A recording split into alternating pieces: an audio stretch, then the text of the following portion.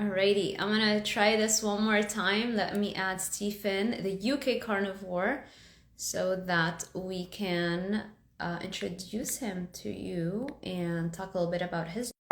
Oh, invite. Okay, send the invite. We're gonna wait a second. Hey, everybody. Hey, Jessica. Kiyoshi, what's up? Hey, Stephen, you made it. I did, yes. What was happening? Sometimes it's just like a second of a slightly slow internet connection that does it, and you just have to keep trying. Yes, yeah. Well, we're here now, so that's good. Yeah, exactly. I'm a bit red in the face, but I have actually trained, so. Oh, that's fantastic. No problem. How are you? I'm good. Yeah, I'm looking forward to this. I'm not really very much on Instagram Live, so I think this is my second, so I'm not really set up for it, but I'm enjoying trying new things. So. Awesome. So you interviewed me first for your podcast, and I had such a great time. First of all, your questions were fantastic. Second of all, you're hilarious. I love people with a good sense of humor. And so I want to make sure my audience gets to know you a little bit about your history and what eventually brought you to carnivore. So if you can give us a little bit of an intro. Yeah, a little bit. I'll try to do that. I'm notorious for giving long answers, but I will basically say that up until age 50, I was high carb. I believed in all the high carb stuff. I was a semi-professional soccer player. I won a tennis tournament. I did bodybuilding tournaments. Basically, I'm saying I was fit. I was very fit, didn't smoke, didn't drink, did everything that the World Health Organization told me to do, to eat all of the grains, skim milk, oatmeal, fruit, freshly squeezed orange juice, avoid fat, avoid red meat if I could. So I did everything perfectly. And then by the time I was 40, and at this point I was an advanced personal trainer, I was actually training people, training javelin thrower for the Olympics, and all this sort of stuff. And my health just deteriorated, absolutely deteriorated. I was getting fatter, so I was running 3 times a week. I was doing all the things I was supposed to do, not eat any fat, and all that, like I say. And I was getting tubbier. Then I started to get lower left quadrant pain, had to have a colonoscopy. I was getting cataracts, everything, athlete's foot, rashes on my face. And then in my 40s, I decided to train to be a specialist practitioner in diabetes and obesity. And it was that training for the diabetic side of things where I realized, carbohydrates are a problem, because obviously in virtually every lecture it was about all the different meds, and every dosage was relating to the carbohydrates. And I kept putting my hand up and saying, well, surely we should reduce the carbs. Well, anyway, no one paid any notice to that, obviously. I even started to find out about fasting and thinking maybe that's good. But again, that was laughed out of every room. Oh, you have to eat 6 times a day in all this. So coming to the age of 50, I decided to go low carb. And my gateway influencer was Dr. Eric Berg. There you go. I know he gets ridiculed quite a bit, but I actually think he's quite good. And he gets people from the standard Western diet, so I have no problem with that. I mean, I never have 7 cups of vegetables, but those sort of things spoil it a little bit. But anyway, yeah, so he was a good influencer. So I tried low carb, lost a ton of weight. I was pre-diabetic. The other thing, I'm a qualified phlebotomist, so I was doing my bloods, and I knew I was pre-diabetic. That absolutely just melted away as soon as I went low carb. So did the additional weight. I lost some water weight as well. 58 now. So since going low carb, never been to the doctor. I'm not on any medications. Fitter than I've ever been. Last year I did an experiment, and I gained more muscle than I've ever done in my entire life, including in my 20s when I was doing bodybuilding, and I gained 9 pounds of muscle. So you can do it even as an old fart. You can do it if you're eating the right amount of food. And what I realized was actually the things I achieved in the past was in spite of the diet. And I really genuinely think I would have had a lot more success if I hadn't been high carb. But I was, so yeah, I think I did okay. But this is one of the things I often say. Yeah, I am old, but no one would have believed me in my 20s that high fat could work, because I was just surrounded by people that believed all the you know, the standard guidelines.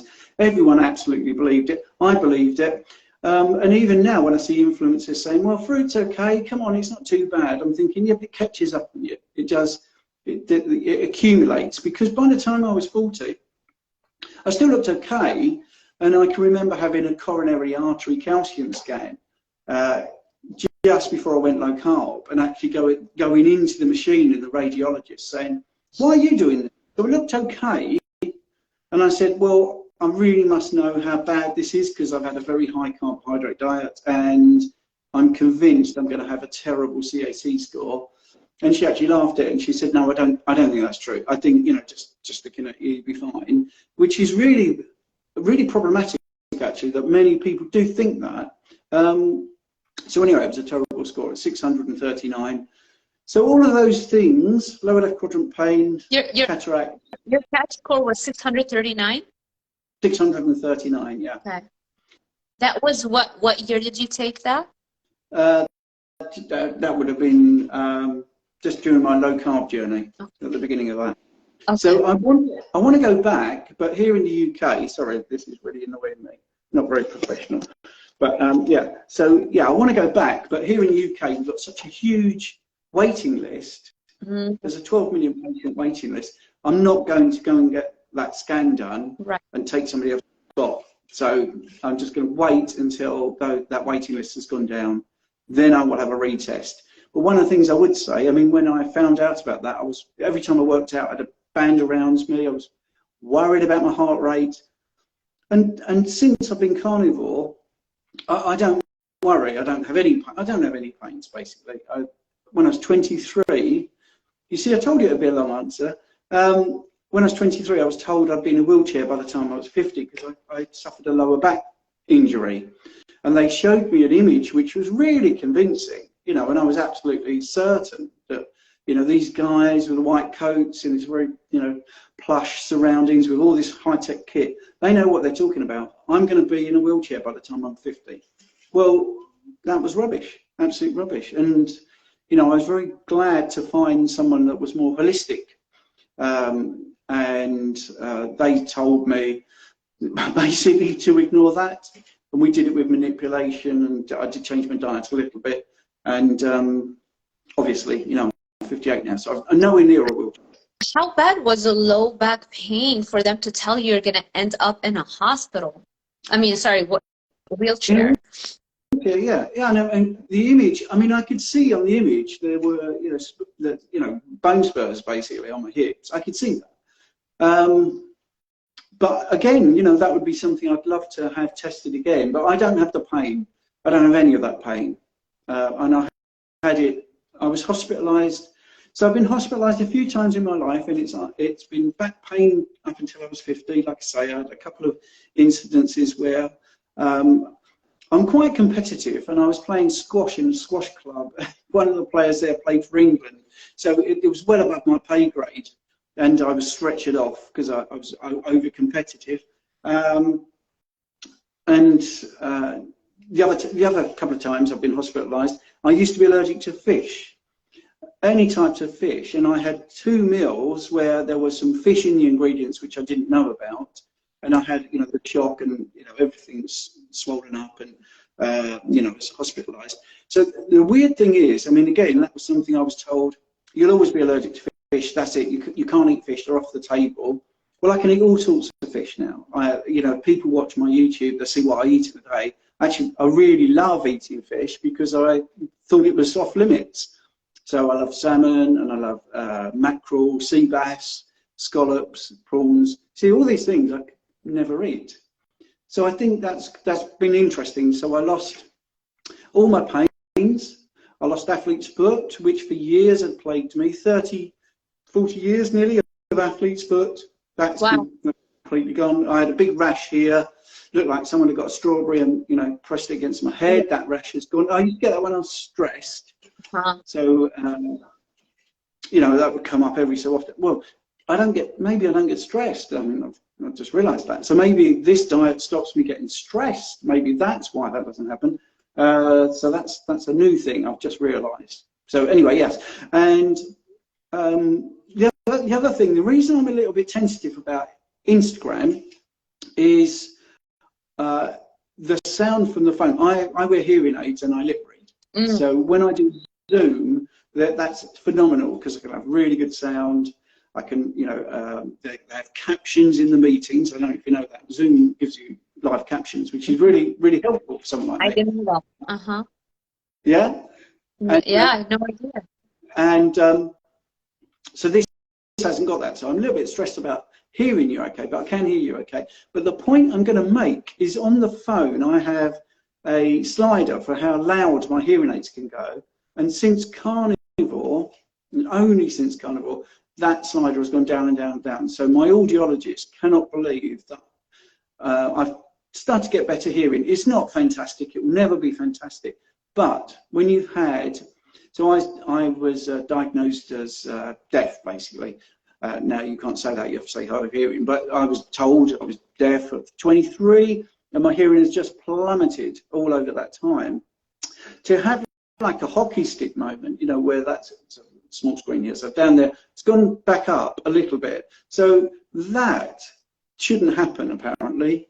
And I was told this was chronic and progressive, which is what they say about diabetes. They say it's chronic and progressive, but we see regression. So even something like that, I think is pretty miraculous. And I have also shared this quite a lot because it was a big deal for me. I have tinnitus, as you call it. We call it tinnitus in the UK.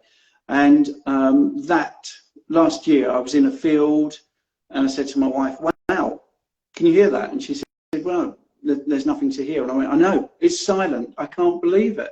So that had gone as well.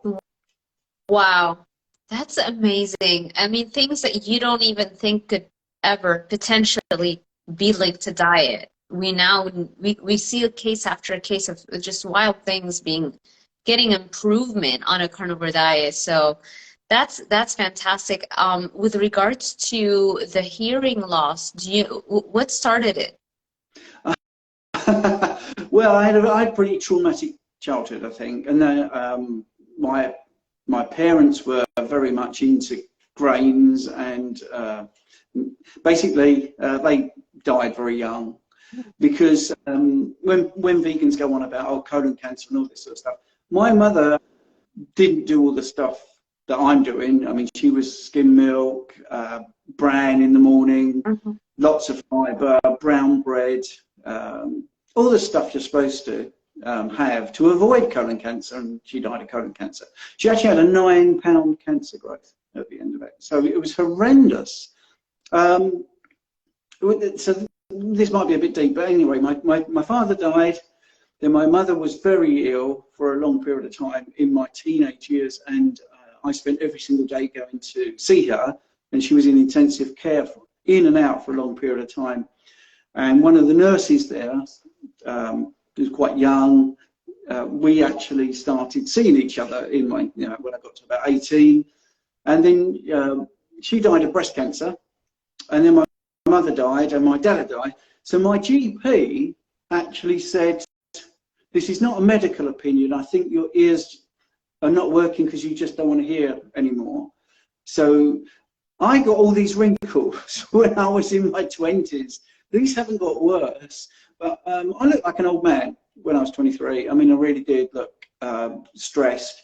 There was something, basically when my dad died, my mum remarried. She remarried, and it was my dad's brother who had emigrated to Australia, and he came over, and because there's something to do with the exchange rate and the fact that his pension was supposed to be Australian and my mum lost her pension, we lost all the money. There was no income coming in because they, they'd got to 60 and retired. At that point, you could retire at 60, and so we had no money.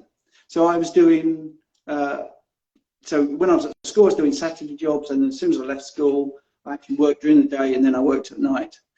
And then I was looking after my mother, so it was pretty horrendous. But, these things, they make you stronger, and I loved her, and, yeah, it built a good character in me, I think. And I'm quite empathetic when people talk to me about their past, because I think in this sphere, actually, there's a lot of people who had a lot of problems, whether it's an eating disorder, you know, problems with their partner, problems with their parents, or, you know, what their children, whatever.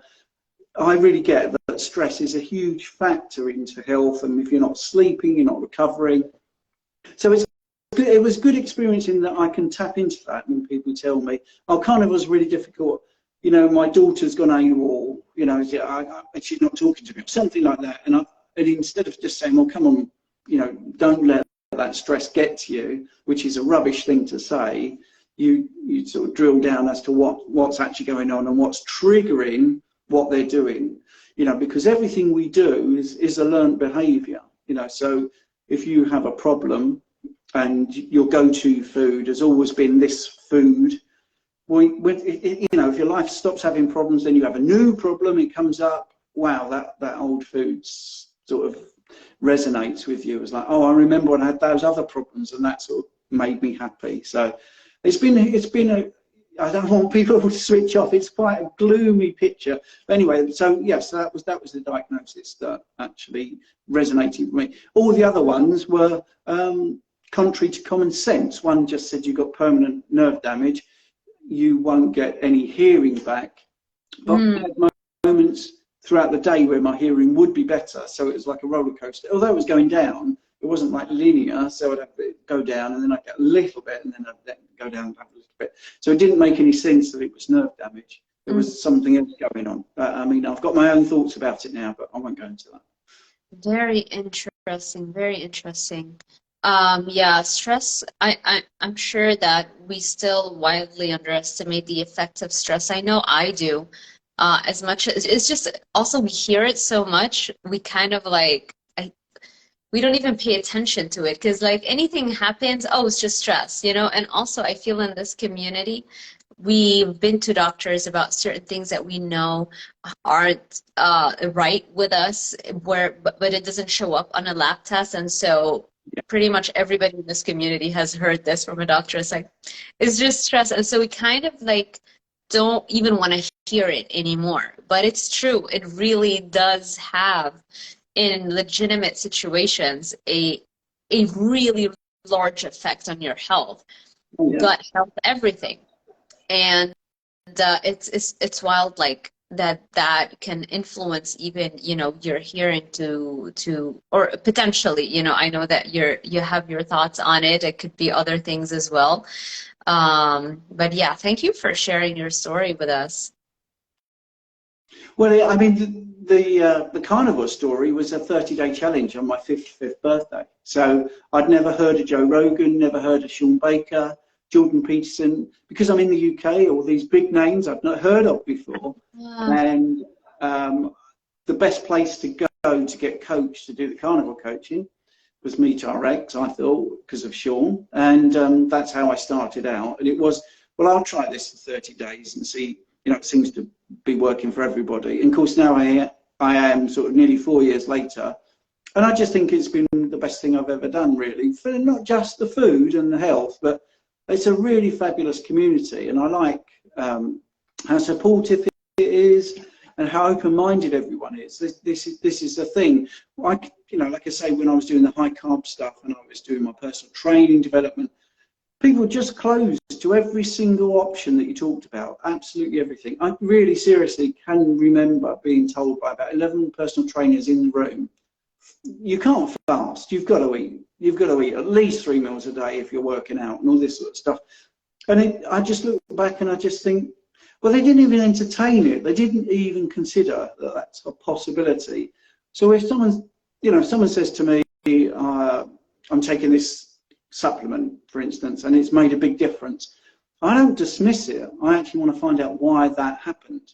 You know, so I would be open-minded to absolutely everything. And I think that's a big thing in this space, definitely, that, you know, carnivores, by definition, are trying something that's not really accepted. It's not in the mainstream, definitely not. So we're pretty open-minded. And then when it comes to things like fruit and veg, I mean, we definitely learn that it's not as good as you're being told. Not even close. No.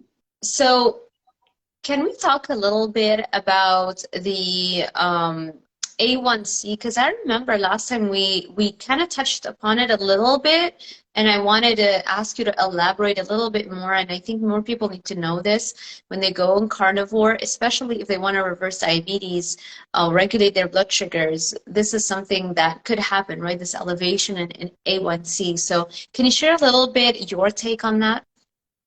Yeah, well, it's not my take, it's facts, really. So on the phlebotomy side, I see a lot of bloods, and I also, obviously, because I'm a specialist practitioner in diabetes and obesity, so I see a lot of diabetics. And most diabetics are really on it with their CGM and their, or the blood glucose monitor. However they monitor their blood glucose, they're really quite on it. So there was even a chap at MeetRx that used to, wear 2 CGMs and also do the finger prick. They really want to know the data. And what I was noticing, and what actually was being drawn to, what was being drawn to my attention from the people that were doing this, they were saying, well, look, I know my daily blood glucose, and then I've got my HbA1c, and it doesn't reflect my daily blood glucose.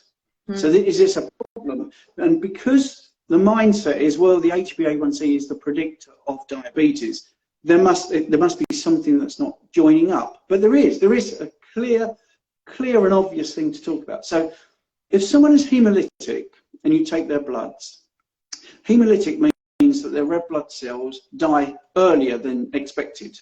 So you have to tell them, we've got to ignore the HbA1c because it's artificially low, because your red blood cells die earlier than the 90 days or 120, depending on what lab you're using, depending on that calculation. So your red blood cells are not going to be glycated, and therefore the HbA1c is irrelevant because it's too low.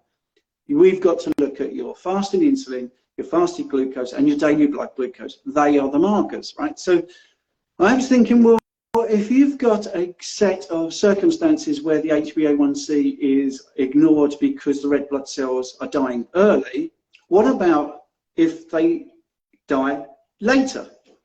You'll have an artificially high HbA1c. And that's the only logical conclusion you can come to, because if these people are getting blood out of their body with glucose in there and taking a measurement, and they're doing it daily, and they're using different devices, and it's different people in different situations across the world. I'm quite lucky now that Australia, New Zealand, America, Germany, all different people from all walks of life, all saying the same thing. My daily blood glucose is not being reflected in the HbA1c. Well, it can be easily explained if red blood cells are lasting longer, which may be the case because this diet, well, let's be a bit more basic. It's not the glycation that makes the body dump the red blood cells, because we can have people with a very high HbA1c, and we know that it's varied. So there's other factors that makes the spleen and the body say, right, that red blood cell's had it, we need to recycle it. So I was doing this maybe a year, 2 years ago. I started talking about this. It was really nice to see Laura Spath. She was talking to Ben Bickman, I think about 6 weeks, 7 weeks ago, and Ben Bickman was saying the same thing. The lifespan of the red blood cells is an explanation for why the HbA1c goes up. And obviously the caveat is, if it goes up, you have got to look at your daily blood glucose, you have got to look at your fasted insulin, look at your fasted glucose. If they're right, and every single day you measure it and it's 80, yeah, you're golden, aren't you? Because that is an actual direct reading. It's not a calculation, it's not making an assumption. And if you do that every single day, then you need to read that. And it is quite frustrating, because to me it's really obvious. And I have heard some really big influencers not understand this and say to people, you need to reduce the amount of fat you're eating, that will bring your A1C down. But that's not mechanistically what's going on. That doesn't explain why their daily blood glucose is good and their fasted insulin, fasted glucose, all those things, all those markers are really good. Doesn't explain it, but yeah, the lifetime of red blood cell definitely does. Great point. So you've been talking about this for a very long time, right? The A1C. It's only really been recently that I've started hearing everybody talk about that. So you kind of put it out into the universe. You were the pioneer in explaining this phenomenon. Well, Yeah, I'm not very well known. I mean, I'm in the UK, and I think this is one of the reasons I reached out to you and to other, you know, bigger influencers, especially in America, is I'd like more people in the UK to pick up on this, and then that tends to sort of seep over into Europe, because we need to spread the word. So someone like Joe Rogan can have, you know, a 30-day experiment, and wow, carnivore's gone through the roof. But it's frustrating for me because I always message influencers that talk about this and say, look, you know, I'll come on and I'll talk about it, but they never really answer. So anyway, it was nice to see Ben Beckman pick up on it and talk. I mean, I'm not saying he's seen what I'm saying, but I've been saying it in the steak and butter game for well over 12 months. Yeah. Well over 12 months. What I would say is I'll give you a tip on how like to be able to get people to collaborate. I would say generally, like if you message somebody and they have, let's say 100, 200,000, you know, because they get hit up every single day. So the best strategy is to find somebody that's around the same number of followers that you have. They're far more likely to collaborate, and then that's how you grow together. And then as you get bigger and bigger, then you can, you know, get more and more people. Now, this doesn't mean that you can't sometimes luck out. It does happen, but you have to work at it a little bit harder, much harder, you know? Yes, so you're telling me to work harder, Sarah? No. No, you know what I mean. I do know you. Yeah, I do know what you mean. Yeah. Because like I know, although I guess for me, yeah, I guess it's happened with me as well sometimes, you know, because it's like I have a schedule and I have also like a number of hours that I want to fill up with collaborations, and usually they're filled up and I'm reaching out to people. And so if somebody, let's say, who has 500 followers tells me like I want to come on over, and it's like then that's going to take the space from somebody who I've had booked, for example, who had 30,000. So it's you know, you have to also think of the business side of things and you know, make a clever determinative, like what is the best use of your time. But of course, like sometimes like people will have fantastic transformations. I will have them, you know, just to shed light on that. So there are other factors that go into that. But what I guess what I'm trying to do is trying to encourage you. It's like hang in there. Oh, I'm fine. I think it's more frustration because, you know, I do have some coaching clients that come from sort of the bigger names and say it's not really working, or what they're saying doesn't make any sense to me. Mm-hmm. So it's just frustrating because to me it seems a bit obvious to look at that side of things, especially. And I mean, I think someone like Shawn Baker, who was a phlebotomist, you know, as well as a surgeon, he's got that experience. It's easier to talk to someone that's been involved in the blood split. Right. And I find it much easier to talk to nurses than doctors about it because, I mean, nurses understand bloods much better than doctors, and that because they're frontline and they're realistic. And I even find that on YouTube, if you want to find something out about bloods, I wouldn't look at a doctor's website. I would definitely look at a nursing website because they are more realistic. I mean, another one that always comes up is the blood urea nitrogen. People call it the bun reading. Well, if you're eating more protein, obviously breakdown product is nitrogen, so your blood urea nitrogen may go up on carnivore. That's a real common one, and obviously your creatinine, which is a breakdown product, creatine and all this sort of stuff. Because you're eating more protein, basically, your blood urea nitrogen reading can go up a bit. Well, that is absolutely acknowledged 100% on the nursing websites when they're talking about bloods, or when, you know, if you're looking at online courses that are free, they're talking about different readings. That's absolutely always mentioned. Well, they call it excess protein, but I would call it protein above what the average person eats is going to make that reading slightly higher. But it's just frustrating because these things that are often flagged up as, well, this is a big problem on carnivore, but it isn't really if you understand holistically what we're talking about. And the ranges for bloods are normative values. They're not optimal health values. So that's the other thing. Everybody that gives blood, if they're part of the data collection to get these normative values, these ranges that are supposed to be you know, indicative of good health. Their blood's taken from people that aren't healthy. I mean, about 88% of the population are not healthy in some way or the other. So we're using their scores to say, are we healthy? So it's ridiculous, absolutely ridiculous. Anyway, that yeah. I don't want to rant. I don't want to be ranting too much. No, I love it. The BUN measure. Also, I think Dr. Shawn Baker mentions stuff about it as well in his book. I remember when I read it a few years ago, where he talks about like even the predictive equations that are used are off, and I can't remember exactly what was the reasoning, but I would want to go back and check exactly. But the gist of it is that the BUN equations and the ranges are all off, and you know, we can't go just by that to determine whether or not a carnivore diet is working for you or not. That's right. Yeah. Let me ask you about the just general environment in the UK with regards to the carnivore diet.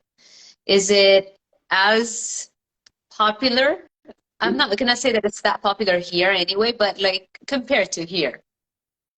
It's not as popular, and there's not so many peripheral sort of products. So you have things like the Carnivore bar and Carnivore crisps. Although, I mean, I've now found a really good crisp manufacturer, which is nice and clean. So I think you have to work harder to find things that are carnivore. And we're probably better with things like the raw dairy. That's easy to find. And, you know, kefir, or I think you call it kefir. Anyway, yeah, so it's... I've heard people say it kefir, and I've heard people say it kefir. I think kefir. Yeah. So it's difficult to judge, and also because I'm online, my clients tend to be American, Canadian, anything but UK, to be honest. So I can't really tell you exactly what's going on, but judging by the people that book me, I would say it needs a bit more prominence over here, because I'm not getting many people from the UK contacting me. Yeah, I don't think I know of any big name or even celebrity, unless maybe like an athlete here and there who's doing carnivore and talking about it. It's still very, very in the minority. I mean, even in the United States, I say, is it as popular? But really in the United States, not popular by any stretch of the imagination, right? It's just that I'm in the community and I see it growing and I get excited, but it's definitely not the majority, which is why we still have an obesity and diabetes epidemic, unfortunately. Yeah, I know. I also think there's a big pressure to not talk about it if you're in the public eye, because I think that, you know, like the agents or the manager will be saying, don't talk about that because you're going to lose sponsorship, or you're going to lose this, that, and the other. Because I do know that there are people in sport that are carnivore but won't admit they're carnivore. So I mean, I do have an FA coaching badge. I was trained to teach football, or soccer as you call it, and so I'm a little bit connected, and I do know that there are quite a few footballers that are near carnivore, but they will never mention it. Wow. Yeah. Well, their teams are sponsored by, you know, they've got a conflict of interest, or which is frustrating, because I'm a little bit of an old school sort of person. I think you should really stand up for what you believe in, but when there's millions of pounds involved, and you know, if you've got a nice big mansion, you're not going to maybe jeopardize that by being honest about what you're actually eating. Right. It's not like you're a health professional and that's your job and you have to talk about it. It's just, you know, you're an athlete and that's what's paying your bills, and maybe in the future you just reason, once I'm done with this contract, then I can share. Yeah, absolutely. Yeah. And I think we see the reverse as well. We see people that we know were meat eaters, and you know, as they've got older, they're not particularly prominent in their field, and then they suddenly are advocates for plant-based. And you just think, well, we know that that's not where you came from, and you're not famous because you were plant-based. And I think when we looked at the Game Changers movement, a lot of people, you know, featured there have had abysmal performance, absolutely abysmal. Oh, So, oh, that was, yeah. All of these Netflix documentaries are just, I mean, first of all, you should just look at who funded them. That's like the number one thing that I would ask people to go check out. And it's just that the whole vegan ideology is so rooted in really religion, almost like it's like a cult, right? It's rooted in ideology. It has nothing to do with your health. It has to do with, we love animals. They look so cute. We don't want to eat them. And then, right, that's the extent of it. but it kills animals. I mean, veganism kills animals. I used to grow, when I was high carb, I used to grow potatoes, raspberries, carrots, a couple of other things, tomatoes. And the plot was like Fort Knox. I mean, it was a chemical warfare on all the bugs. So what was I keeping out? I was keeping out mice, rabbits, well, all rodents really, butterflies, birds, all bugs. I was basically killing animals. I was killing animals. That was it, to protect the plants. Now, and that was just for the family. So there was only like 3 of us. And I used herbicides and pesticides. So people that think, well, what's so bad about veg? Nothing's dying. They live completely in a deluded world. Because if you want to grow en masse carrots, you are going to monocrop, you're going to get rid of every single living thing. Their habitat's completely destroyed. A lot of the times it's covered in plastic. All these chemicals are used. So there's animals dying. There's animals dying left, right and centre. So it's ludicrous to say that eating fruit and veg doesn't have any death attached to it, because that's just not the truth. So that's what a pesticide is, and a herbicide, and every single thing's being killed to just grow these veg or fruit. Yeah. And it's just so obvious to me. Yeah, there's actually been a paper, an analysis done on this topic. It came out of New South Wales University, and the analysis basically mentions how you end up killing 25 times more sentient or emotion feeling animals to produce 1 kilogram of usable protein on a vegetarian or vegan diet versus on a carnivore diet. 25 times more. Yeah. Souls, or whatever you want to call it, like animals that have the ability to feel pain. I know, and it's obvious as well. That's the frightening thing. It's easy to find out and absolutely obvious. And I have very intelligent people that have come over, started to talk about carnivore, and that comes up ever such a lot. One of a very intelligent guy ran a very big practice, medical practice, and he said, well, I've got to ask you, Stephen, would you eat your dog? And I said, what do you mean, would I eat my dog? Well, you think carnivore's okay, so you'd eat your dog, would you? And I said, no, that's not what I'm saying at all. I am saying that there is death in every type of food. Animals die for whatever. And I actually said to him, you think about veg, for instance, you think of somebody growing broccoli en masse. They are going to kill tons of animals, aren't they? And he was like, oh, I'd never really thought about it. This is an intelligent person. So he's querying what I'm doing. And as soon as I said that they've not even thought it through. Wow. And it's quite frightening that people just immediately think, oh, yeah, that's going to kill animals, whereas vegan is not kill any animals. And that. Yeah. I actually didn't really want to get into it, because if someone wants to eat that way, that's their decision. I would say someone going vegan or vegetarian, at least they are thinking about their food, and they are thinking about their health. But they just need to be a bit more open-minded and actually accept that what they're doing is killing animals, I think. Yeah, that's true. That's in a way like it's a shame, because carnivores and vegans actually have a lot more in common, because we're both very deeply interested in improving our health. And we're actually also both very interested in the environment. So it's just a lack of deep understanding of nutrition, or even, I would say, it's just having a superficial understanding of nutrition would be the only situation in which you'd be a vegan, because the moment you do a little extra research, you'll very quickly run into the sass we're talking about, you'll run into the data on regenerative farming. You know, you need cows to regenerate the topsoil, right? And there are people literally think if they think that as if growing almonds has no impact on the environment. Do you know how much water is used up to grow almonds? I mean, California is a desert now. You know, it's, yeah, I know.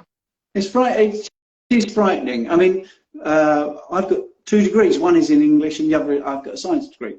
And it does make you very. You look at the mechanism and the common. You need the common sense. You need to be able to think things through and not just accept. If someone says to me, "This is really good for you," Yeah. and I get this on my YouTube. Oh, I eat this, and it's really good for me. And I say, okay, why do you think it's that's good for you? You know, and invariably, it's the association of the fact they're thinking about their health. So if you drill down, I don't very rarely get into arguments. I actually talk to people, and I if someone is nasty to me, I still don't get that bothered. I just sort of say, "Why are you saying that?" You know, you give me an actual reason. And A lot of once sorry, you have a lot of patience. well, I'm interested because the thing is, I think you can educate people if you say, right, you said something. Can you tell me why you're saying that? Because I'm really interested if you really genuinely think that. And normally what happens, you get down into the healthy user bias. So they will say, well, I went vegan and this got better. And I say, is that the only change? So this is the science. Right? Is that the only change? Is that the only variable? And at first they'll say yes. And then I say, really? You didn't change how much you smoke, how much you drink, your exercise, how much you get outside, the quality of the food that you're picking. So, you know, are you looking at the food quality? Are you looking at organic? Are you avoiding seed oils? Da, da, da, da. And you get this whole raft of, well, I've done all those other things. And this is, you're right. There is a lot of common ground. And also, going to talk about medications, you know, the pharmaceuticals work. I think the really interested vegans that are interested, or vegetarians that are really interested in health, and the carnivores actually have so much common ground with all these other areas. It's just this one thing about the fact that they believe that no animals die in their kingdom and we kill animals. But I think once they realise that they are killing animals too, yeah, I still want, you know, if they want to eat that way, that's great, and more power to their elbow if that's what they really genuinely think is helping them. But I do think we have more in common than actually both realise. Yeah. Somebody asked, what is your diet like? Well, you see, this is a big thing as well, because I'm not prescriptive. I did an interview yesterday with Lily Kane, and she said, I'm 2.5 meals a day, you know, and I like that flexibility, you know, not being too mad. So my way of eating is intuitive, completely on hunger and satiety, which ends up being normally 2 meals a day, normally. I'm currently, I just finished an experiment where I didn't work out for 6 months to see what would happen. Yeah, I hated it. Absolutely hated it. And that's why I've gone very red and look absolutely shattered. Because I read a study about how you can keep your muscle without training, and you can do minimalistic stuff and still keep the gains, which I didn't know whether that was true or not. And I will be doing a video next month about it. But when I train, I tend to feel a little bit hungrier. Hence, really. If I am stressed about something, or, well, not stressed, but what's the word? Just busy, I think I'm hungry. So if I'm reading a lot, the brain really sucks up a lot of energy. It takes a lot of energy. So I feel when I'm really researching and studying, when I did the honours part of my science degree, I was very hungry, but I feel I was just using more energy cognitively. So yeah, my diet, simple question. Right, yeah, so normally about 2 meals a day. I don't fast. I have fasted. I'd say ribeye, lamb chops I quite like. Not a big fan of pork anymore. I like pork belly, but I do have bacon, do have eggs. So this morning it was 5 eggs, a scrambled egg, and I had ground beef, burger patties, 2 of those. I do have cheese. If I want to get a bit more definition, I will drop the cheese. I'll drop the dairy. I have Swiss water decaf coffee with cream. The only plant I really have is in that I have a little bit of lime, sometimes a little bit of lemon. That's it, really. I'm pretty boring. I have a lot of fish. So if you wanted to see, I have a what I eat in a day playlist, and I have about 100 videos, over 100 days of what I eat. Yeah, so it's pretty normal carnivore, really. Nothing whiz bang. I have tomahawks and sirloin steak. I've got fillet steak tonight. So yeah, lots of things like that. I tend not to add fats. I just like the fat that's in the meat. Lamb chops, you know, all the lamb stuff is fatty meat anyway, so you don't have to add butter, things like that. Yeah, that's it. Love it. That's fantastic. I'm going to also repost this on my YouTube channel, and I'm going to link to your all of your social media, Instagram, YouTube, so people can go and check out all of those videos. Did our interview come out? I don't think it did, right? Not yet. Yes, you know, yes. It did, and you did tag me on the reels, and I reshared them. Yeah, that's fantastic. So people can also go and watch that. And yeah, I love your content. I love what you're doing. Thank you so much for, you know, just not being afraid to share a real message of health. We need more people like you in this community. Yeah, well, thank you, and thank you for having me on. I mean, it's been a bit of a baptism by fire, because I'm not very good with Instagram, and I probably timed it wrong. I should have not been. I should have trained afterwards, but there you go. So anyway. What time is it right now? It's 6:45. 6:45. Okay. In the evening. Gotcha. Yeah, right. There's a 7. So my family is in Lebanon. I don't know if I mentioned that I'm originally from Lebanon, right? And there's a 7-hour difference. So whatever the time is here, plus 7, that's the time in Lebanon, and I guess most of Europe as well. Yeah. So yeah, sometimes it goes to 6, but it's like for a few weeks until the daylight saving times kick in, and then it goes. Generally, it's like a 7-hour difference. Yeah, that called me out. The first year I was doing the online coaching, that really called me out, and it was I'd be doing something and think, oh wow, what, someone just logged online on a Zoom. I'm supposed to be doing that call when I was an hour out. The time shift. So walk us, before I let you go, I do have a client in 15 minutes actually. But I know that he's on the live, so we're good. Hi, Rahul. So what we're going to do is, before I let you go, just walk me through a typical day in your life. Oh, wow. No one's ever asked that before. Firstly, there's no such thing as a typical day. I think that that might be true for you as well, but definitely for me. I get up really early, even though I don't have to. So maybe 5 o'clock in the morning sometimes 6. I'm constantly doing research. It's a bit sad. I'm very interested in it. I try to watch at least one thing that's trending in this space. So, you know, like artificial sweeteners has been trending for the last couple of days. So it's interesting to see what everyone's saying about that. Obviously, it's based on a study. And I think, actually, you know, food is not a big part of it. That's the thing that's definitely different with carnivore. I don't think, right, 11 o'clock I'm going to eat. So if I've got coaching, that can take up, well, you know, it's different amounts every day.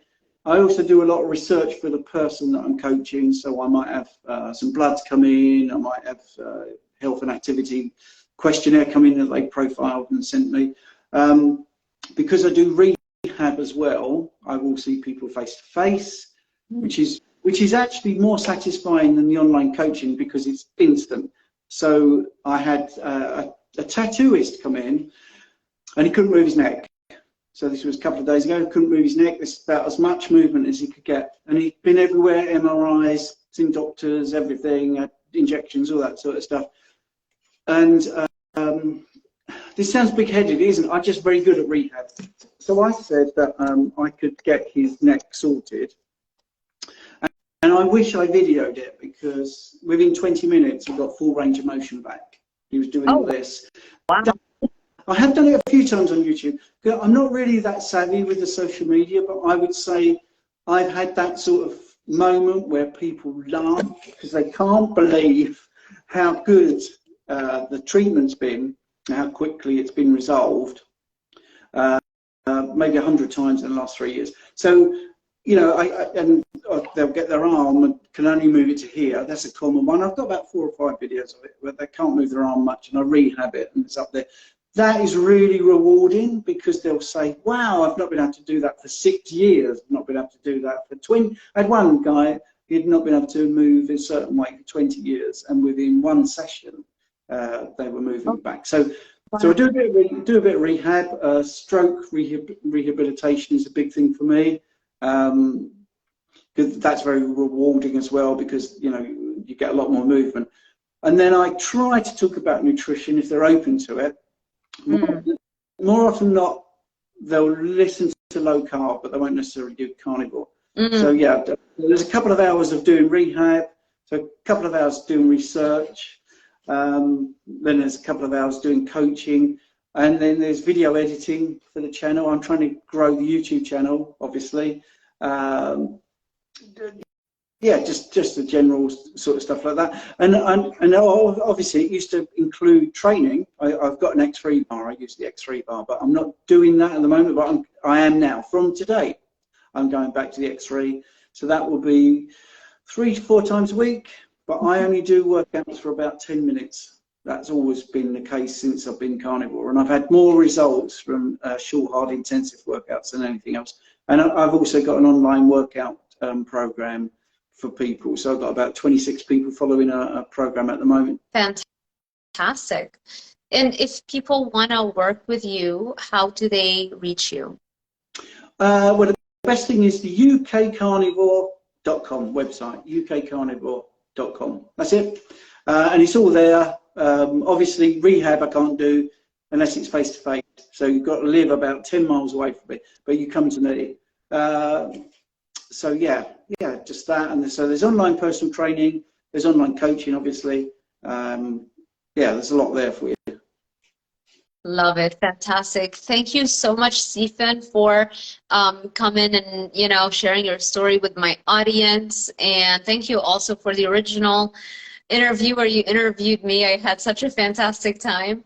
And yeah, you know, we'll definitely stay in touch and hopefully do some more collaborations in the future. Thank you. And thank you everybody for sticking with us till the end. And if you are on YouTube, because I will post this on YouTube as well, make sure you give this video a thumbs up, subscribe, and hit that little notification bell icon so YouTube alerts you every time I post a new video. Thank you, everybody. Thank you. Bye.